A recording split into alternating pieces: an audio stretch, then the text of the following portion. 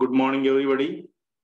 Today we will start our new poem, that is Middle Age.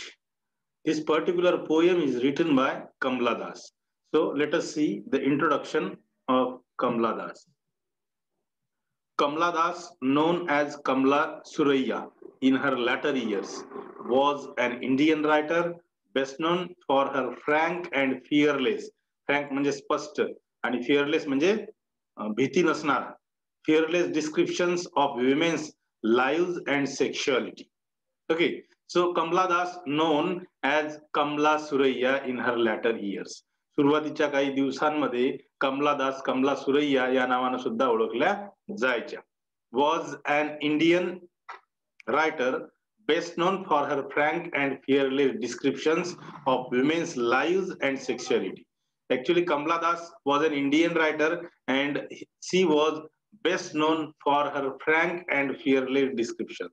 आणि आपल्या सगळ्यांना माहित आहे की कमला दास ह्या भारतीय लेखिका आहेत आणि खास करून she was well known for her frank and fearless descriptions.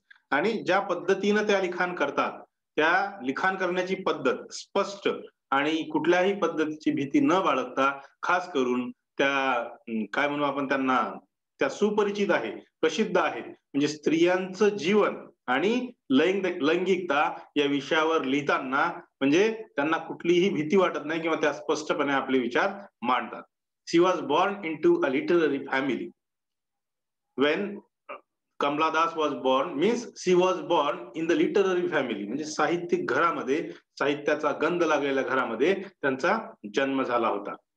Her father was managing editor of the widely circulated daily Mathrubhumi, and her father was the editor, or we can say was managing editor of the widely circulated daily Mathrubhumi, widely circulated newspaper Mathrubhumi. मातृभूमी हा paper होता, त्या पेपरचे managing editor म्हणून त्यांच्या वडिलांनी कार्य केलं होतं. And her mother was a renowned poet and her mother was a famous poet. आणि कमला दासच्या ज्या आई होत्या त्या एक प्रसिद्ध अशा कवयित्री होत्या. Das excelled at writing from an early age, and being she born or having born into a literary family, Kamala Das also excelled at writing from her early age, from an early age. म्हणजे एखाद्या साहित्यिक घरात चा वारसा लाभल्यामुळे कमला दास यांचं जे लिखाण आहे सुरुवातीपासूनच ते उत्कृष्टपणे लिखाण करायच्या. She was married at 15 and her husband Madhav Das encouraged म्हणजे प्रोत्साहन देणे, encouraged her to write and publish her works.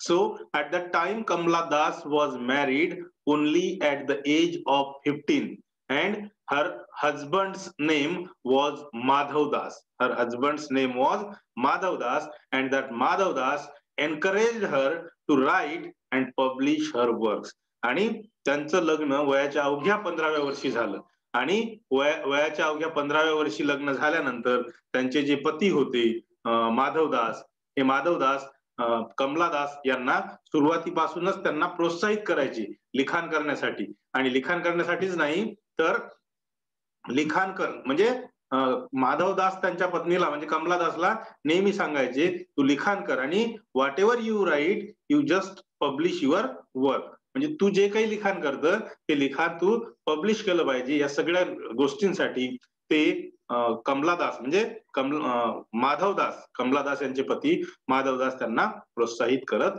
असायचे. She wrote both in English and in Malayalam and we know that her work is available in English, but her mother tongue was Malayalam. That's why she was writing in the in both of the languages, in Malayalam and English. So she wrote whatever work she wants to publish. She wrote that work in both of the languages. Her candid writing, candid means स्पष्ट, frank म्हणतो आपण त्याला. Her candid writing won her several admirers as well as detractors. And as I already told you, as I have already told you, her writing was very candid, and because of her writing, she won several admirers and as well as or and detractors also.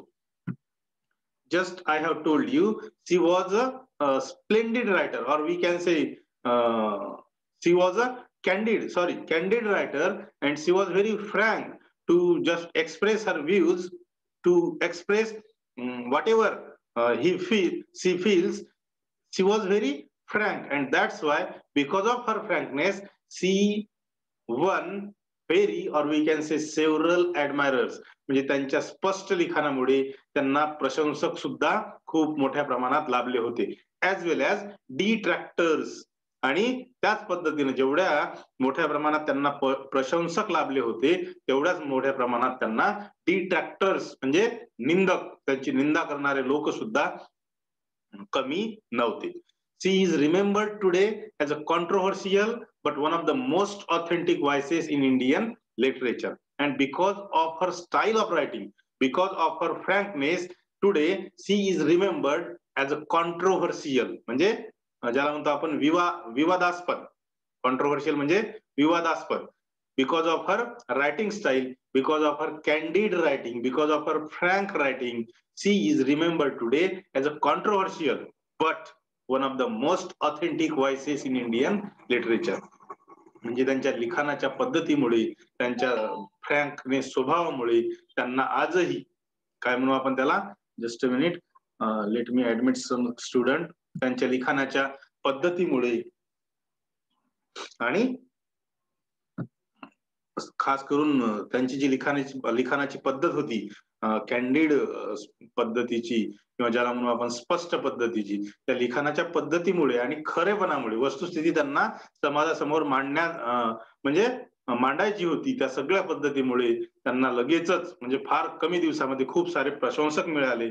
परंतु प्रशंसकासोबतच त्यांचे निंदकही समाजात खूप मोठ्या प्रमाणात आपल्याला पाहायला मिळतात. आणि म्हणून she is remembered today as a controversial but one of the most authentic voices in Indian literature. आणि म्हणून आजच्या काळामध्ये त्यांना एक विवादास्पद लेखिका म्हणून ओळखले जाते. परंतु त्या जरी विवादास्पद असल्या, but one of the most authentic voices in Indian literature. But whatever writing she has done, whatever work she has written, all those work she wrote with authentic voice in Indian literature. ज्याला म्हणू आपण, जे काही त्यांनी लिखाण केलं ते अस्सल लिखाण त्यांनी केलं, ते खरं लिखाण त्यांनी केलं. आणि इंडियन लिटरेचर मध्ये त्यांना एकदम एक खरी लेखिका म्हणून, म्हणजे आपण म्हणतो की काय म्हणतो आपण, लिटरेचर बद्दल जे आपण बोलतो, just a minute, literature is the mirror of society म्हणतो आपण, बरोबर आहे. Literature is the mirror of society. साहित्य हा समाजाचा आरसा असतो. म्हणजे समाजात ज्या ज्या गोष्टी घडतात त्या त्या गोष्टी आपल्याला साहित्यामध्ये पाहायला मिळतात. आणि म्हणून जरी त्या विवादास्पद असल्या तरी सुद्धा त्या भारतीय साहित्यामधल्या एक खरा आवाज आहे, असं म्हणजे अशी त्यांची ओळख आजही आहे. The following poem is written in Das's usual confessional style. Confessional म्हणजे कन्फेस म्हणजे कबुली देणे. एखाद म्हणजे ज्याला म्हणून आपण जे जे प्रसंग आपल्या जीवनामध्ये घडतात ते प्रसंग लिहून काढणारा लेखक म्हणजेच confessional. The following poem is written in Das's usual confessional style and Kamala Das is a confessional writer, confessional poet, and that's why this poem Middle Age also is written in confessional style. It depict म्हणजे वर्णन करणे. It depicts the anguish म्हणजे यातना, दुःख. It depicts the anguish of a middle-aged mother who feels redundant in her adolescent child's life. And this particular poem is nothing but the description of anguish or the sorrow of a middle-aged mother.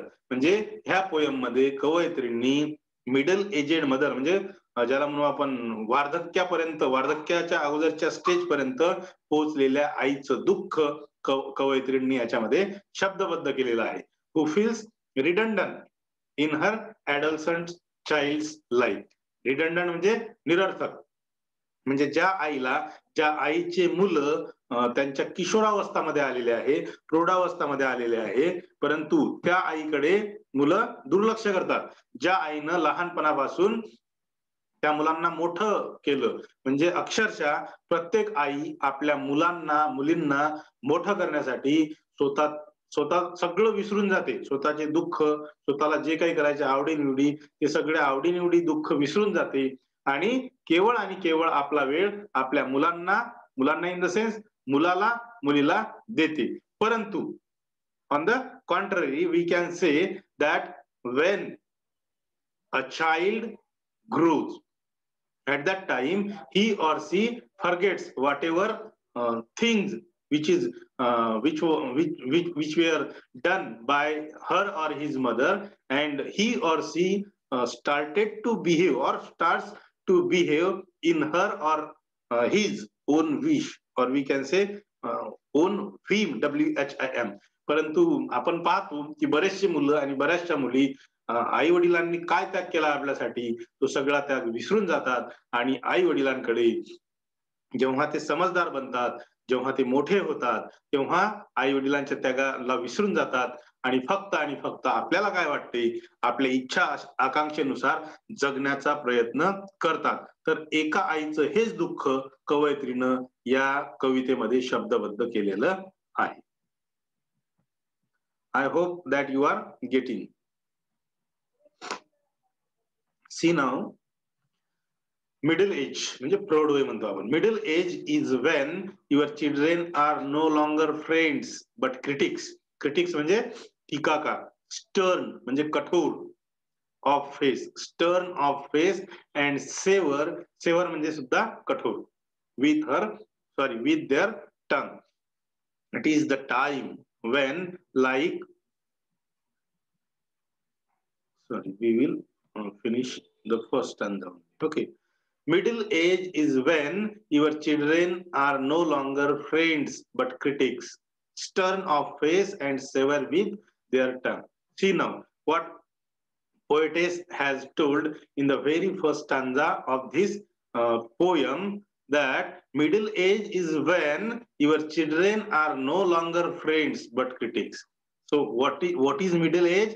When one must feel that when the middle age will come, or when the middle age has come. So the middle age is when your children are no longer friends but critics. म्हणजे आपलं वार्धक्य नाही, आपलं प्रौढ वय किंवा आपलं प्रौढत्व, आपल्या प्रौढत्वाचा काळ म्हणजे तो काळ असतो जेव्हा आपले मुलं मोठे होतात. जेव्हा तुमचे मुलं मोठे होतात आणि ते तुमच्याशी तुमचे मित्र म्हणून वागत नाहीत, तर ते तुमचे टीकाकार म्हणून वागतात. तेव्हा असं समजून जावं की ते आपलं मिडल एज आहे, प्रौढ वय आहे, असं कवयित्री इथं सांगतात की middle age is when your children are no longer friends but critics.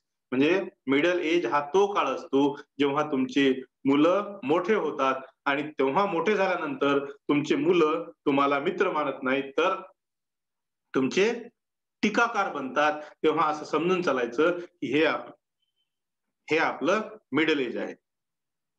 Stern of face, they became very stern in their faces and sever with their tongue. So further the poetess told that their faces become their faces become stern. त्यांचे चेहरे मग कठोर बनतात, त्यांचे चेहरे कठोर बनतात. and sever with their tongue, and their faces not only become stern but their tongue also becomes stern or sever, we can say. म्हणजे त्यांचे चेहरेच कठोर बनत नाहीत, तर त्यांची टंग, ज्याला आपण जीभ म्हणतो, त्यांची जीभ सुद्धा कठोर बनते. म्हणजे ते आईची किंवा वडिलांची स्तुती कधीही करणार नाही, आईशी कधीही मैत्रीपूर्ण व्यवहार करणार नाही, आईशी कधीही मित्रत्वाच्या नात्यानं वागणार नाही. म्हणजे आईने काही केलं किंवा काही विचारलंही तरी म्हणजे ज्याला म्हणू आपण उलट-सुलट उत्तरं देण्याचे प्रकार अशा वेळेस वाढतात. असे ते कठोर असतात आणि एवढंच नाही तर बोलताना सुद्धा ते कठोर शब्दाचा प्रयोग करतात. परंतु जेव्हा ते छोटे असतात, तेव्हा मात्र ते आईला एक क्षणही सोडून राहत नाहीत. काहीही झालं, काहीही लागलं, "आई मला हे पाहिजे, मला ते पाहिजे. आई तू इकडे ये, आई असं कर, आई तसं कर." आईला गावाला जायचं असलं तरी सुद्धा ते जाऊ देत नाहीत. अशा पद्धतीचं दुःख कवयित्रीनी या कवितेमध्ये मांडलेलं आहे. परंतु we will see the remaining part of this poem tomorrow. Here I would like to stop. Thank you very much for listening me patiently. Thank you.